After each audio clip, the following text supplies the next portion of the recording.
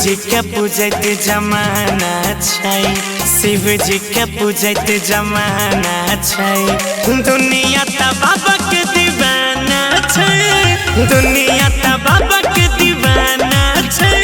सावन के मौसम सुहाना छै, सावन के मौसम सुहाना छै।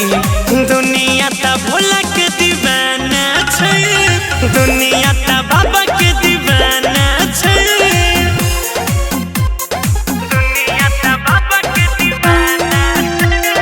Music by Mantu Mani, Ganpati recording studio Bhawanipur. Bhola ji के नाम गुजे छै हर ठाम, कृपा से इनके चलै संसार। हर सबके ख्याल हर दुख तत्काल, भर दै छै खुशी से घरवा दुआरी। सकती के कोनो नहीं ठिकाना छै, सकती के कोनो नहीं ठिकाना छै। दुनिया त बाबा के दीवाना छै, दुनिया त भोला के दीवाना छै।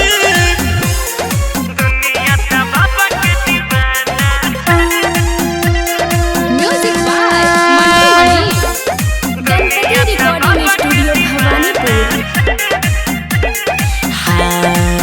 कियो कावर छले न कियो जला छलै धेन, बुलला जाइ छै बाबा के नगरी हो। बरसे बदरा झमा झम बाजे डीजे धमा धम, बारा मनवा लागै छै पूरे डगरी हो। राहुल गौरव गाबै गाना छै, जयराम अजय गाबै गाना छै।